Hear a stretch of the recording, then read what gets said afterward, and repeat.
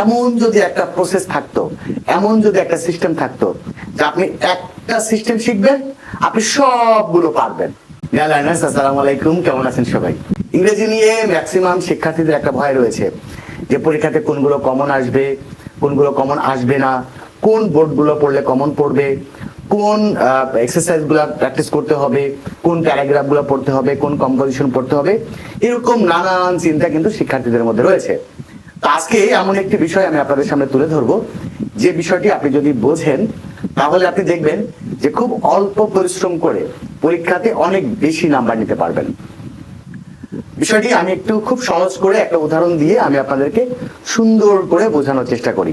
খুব ভালো করে খেয়াল করবেন, আমাদের শিক্ষার্থীরা কি করে, রাইট নাও ভার্ব আলাদা শেখে, তারপরে কানেক্টরস আলাদা শেখে, এরপরে হচ্ছে কমপ্লিটিং সেন্টেন্স আউট করে আলাদা করে শেখে, এরপরে বিভিন্ন গ্রামার চেঞ্জিং সেন্টেন্স আলাদাভাবে শেখে। এমন যদি একটা প্রসেস থাকতো, এমন যদি একটা সিস্টেম থাকতো যে আপনি একটা সিস্টেম শিখবেন, আপনি সবগুলো পারবেন, তাহলে কেমন হতো? হ্যাঁ, এমনই একটা সিস্টেম আছে যে সিস্টেমের মাধ্যমে আপনি একটা মাত্র সিস্টেম শিখবেন। ওই একটা মাত্র সিস্টেমে আপনি রাইট নাও ভার্ব পারবেন, কমপ্লিটিং সেন্টেন্স পারবেন, চেঞ্জিং সেন্টেন্স পারবেন, আর্টিকেলের ব্যবহার পারবেন, প্রিপোজিশনের ব্যবহার পারবেন, মানে আপনি গ্রামারের ম্যাক্সিমাম গ্রামার গুলো করতে পারবেন। আমি ছোট্ট একটা উদাহরণ দিয়ে আমি আপনাদেরকে বোঝানোর চেষ্টা করছি। যেমন ইংরেজিতে একটা স্ট্রাকচার রয়েছে, সেটা হচ্ছে একটা ঘটনা ঘটতে না ঘটতেই যদি আরেকটা ঘটনা ঘটে। মনে রাখবেন যে একটা ঘটনা ঘটতে না ঘটতেই যদি আরেকটা ঘটনা ঘটে, সেক্ষেত্রে নো সুনার হ্যাড এর ব্যবহার হয়। আমি একটা উদাহরণ দিয়ে খেয়াল করেন। তাহলে আমি লিখলাম যে ডাক্তার ডাক্তার আসতে না আসতেই, আসতে না আসতেই, ডাক্তার আসতে না আসতেই রোগীটি মারা গেল। একটা ঘটনা ঘটতে না ঘটতেই যদি আরেকটা ঘটনা ঘটে, সেক্ষেত্রে কিসের ব্যবহার হয়? নো সুনার হ্যাড এর ব্যবহার হয়। স্ট্রাকচারটা ঠিক এরকম, সেটা হচ্ছে প্রথমে নো সুনার হ্যাড হবে, খেয়াল রাখেন একটু ভালো করে, নো সুনার হ্যাড, এরপরে হচ্ছে সাবজেক্ট, তারপরে মূল ভার্বের 3 নাম্বার ফর্ম, এরপরে হচ্ছে এক্সটেনশন, এরপরে হচ্ছে একটা দেন হবে, এরপরে হচ্ছে একটা আবারও একটা সাবজেক্ট হবে, তারপরে ভার্বের পাস্ট ফর্ম হবে, তারপরে এক্সটেনশন হবে।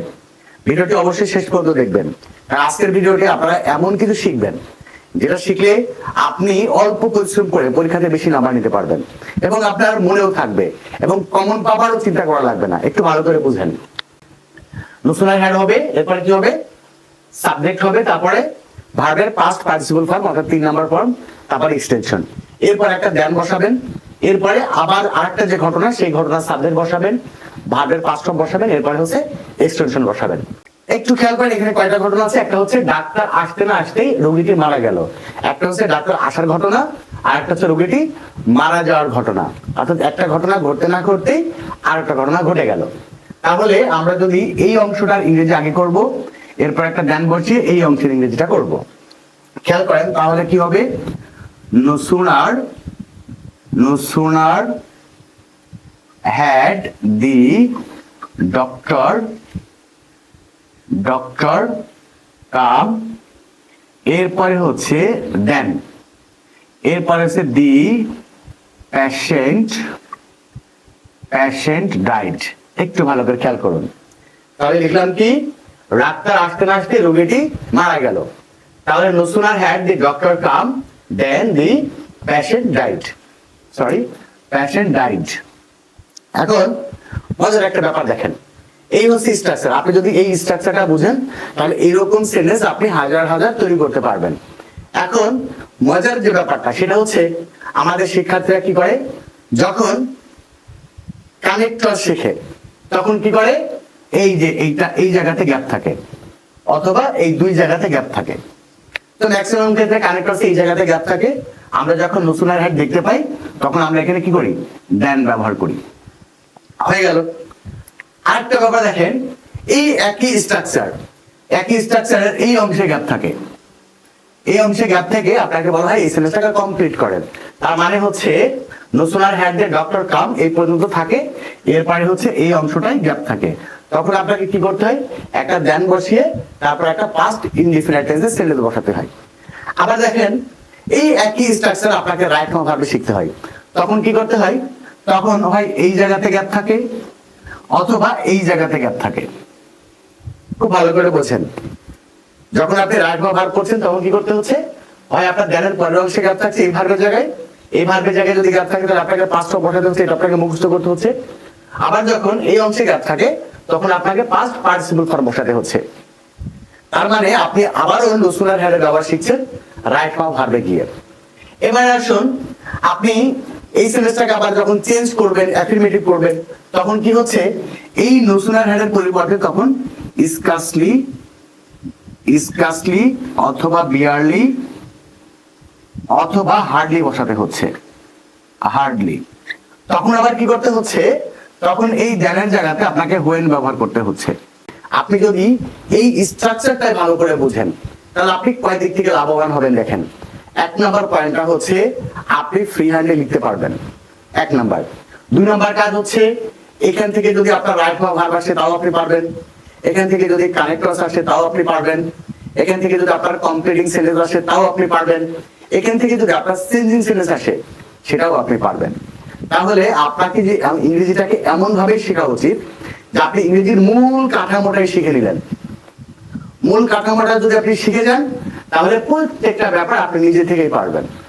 পরীক্ষাতে কমন কোনটা আসবে, কোন বোর্ড কোশ্চেন গুলা পড়বেন, কোন প্যারাগ্রাফ গুলো পড়বেন, কোন কম্পোজিশন গুলা পড়বেন, এইগুলো নিয়ে আপনার মাথায় ব্যথা থাকবে না। এখন প্রশ্ন হচ্ছে এইভাবেই আমরা শিখতে চাই, কিন্তু কোথা থেকে শিখবেন? তো যারা ইংরেজি একদম জিরো লেভেল থেকে, একদম শূন্য থেকে ইংরেজির মূল কাঠামোটাই শিখতে চান, ইংরেজি ভাষার মূল বিষয়বস্তুটা শিখতে চান, যে ভাষাটা এমন ভাবে শিখলে আপনি প্রত্যেকটা গ্রামার নিজে থেকে সলিউশন করতে পারবেন, এরকম যারা শিখতে চান, ইংলিশ লার্নিং পয়েন্ট বিডি আপনাদের জন্য একটি কোর্স চালু করেছে। সেই কোর্সের নাম হচ্ছে learning English zero to advance course. এই কোর্সটি এমন একটা কোর্স যে কোর্সের মাধ্যমে আপনাকে একদম জিরো থেকে, একদম শূন্য লেভেল থেকে আপনাকে ইংরেজি শেখানো হবে অ্যাডভান্স লেভেল পর্যন্ত। আপনি বলতে পারেন যে আমি ইংরেজি গ্রামার ভালো বুঝি না, ইংরেজি ভালো জানি না, ইংরেজি একেবারে বেশি আমার মুখস্থ নেই, এরকম নানান সমস্যার কারণে আপনি ইংরেজি পারেন না বা ইংরেজি আপনার কাছে ভয়ের একটা বিষয়। কোনো টেনশন নাই, এই কোর্সটা এমন ভাবেই পরিচালিত হয় আপনি ইংরেজির কিছুই পারেন না এমনটা বিবেচনা করেই এই কোর্সটা শুরু করা হয়। এই কোর্সে একদম জিরো লেভেল থেকে স্টেপ বাই স্টেপ ধারাবাহিক ভাবে অ্যাডভান্স লেভেল পর্যন্ত ইংরেজি শেখানো হয়। আপনি চাইলে এই কোর্সে ভর্তি হতে পারেন এবং ইংরেজি ভাষাটার একদম মূল কাঠামো, মূল বিষয়বস্তু আপনারা শিখে নিতে পারেন। যদি আপনি এই কোর্সটা করেন তাহলে আপনার একসাথে অনেকগুলো লাভ হবে। একটা লাভ হচ্ছে আপনি পরীক্ষাতে ভালো রেজাল্ট করতে পারবেন। পরীক্ষাতে কোনটা কমন আসবে, কোনটা কমন আসবে না, কোনগুলো পড়বে, এই বিষয়টা নিয়ে চিন্তা থাকবে না, কারণ এটা এমন ভাবে শেখানো হবে আপনার একাডেমিক গ্রামার প্রায় প্রত্যেকটি হয়ে যাবে।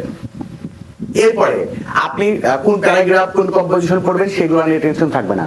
আপনি নিজে থেকেই paragraph, composition, letter, application, dialogue সবকিছু আপনি নিজে থেকেই লিখতে পারবেন। আপনার কোনো কিছু মুখস্থ করার প্রয়োজন হবে না। এরপরে আরেকটা লাভ হবে, সেটা হচ্ছে আপনি যদি একটু চেষ্টা করেন তাহলে আপনি খুব সুন্দর করে ইংরেজিতে কথা বলতে পারবেন। কোনো গাইড বই বা নোট বই মুখস্থ করে আপনাকে এক লাইন ইংরেজি পড়বেন আর সেই লাইনের বাংলা মুখস্থ করবেন, এই সিস্টেম ফলো করার আর প্রয়োজন হবে না। আপনি নিজে থেকেই নোট বইয়ের মতো করেই বাংলা করতে পারবেন। তাহলে বুঝতে পারছেন যে এটা এমন একটা কোর্স যে কোর্সের মাধ্যমে ইংরেজি ভাষাটাকে এমন ভাবে আপনাকে শেখানো হবে আপনার কাছে বাংলা ভাষার মতোই ইংরেজিটা হয়ে যাবে সহজ। তো বুঝতেই পারছেন যে প্রত্যেকের জন্য এই কোর্সটি কতটা জরুরি। আপনি চাইলে আপনি এখন থেকেই ইংরেজিতে নিজেকে দক্ষ করে গড়ে তুলতে পারেন। তো যাই হোক, আপনারা যারা এই কোর্সে ভর্তি হতে চান স্ক্রিনে দেওয়া নাম্বারে এখনই যোগাযোগ করুন। এটাই হচ্ছে আমার পার্সোনাল নাম্বার এবং এটাই হচ্ছে আমার হোয়াটসঅ্যাপ নাম্বার। আপনারা সরাসরি এই কোর্স সংক্রান্ত যদি আপনাদের কোনো প্রশ্ন থাকে তাহলে এই নাম্বারে সরাসরি আমার সাথে যোগাযোগ করে আমার সাথে কথা বলে আপনার সমস্ত জানার জিজ্ঞাসা আমার কাছ থেকে জেনে নিতে পারবেন। তো মনে রাখবেন, learning English zero to advance কোর্সের সপ্তম ব্যাচ কিন্তু চলমান রয়েছে, অষ্টম ব্যাচ খুব শীঘ্রই শুরু হতে যাচ্ছে। আপনি যদি এই ব্যাচে ভর্তি হতে চান এবং নিজেকে ইংরেজিতে দক্ষ করে গড়ে তুলতে চান, এখনই আমার সাথে যোগাযোগ করে আপনার সিটটি কনফার্ম করুন। যাই হোক, আজকে বিদায় নিচ্ছি, দেখা হবে পরবর্তী ক্লাসে। সেই পর্যন্ত সবাই ভালো থাকবেন, সুস্থ থাকবেন। আল্লাহ হাফেজ।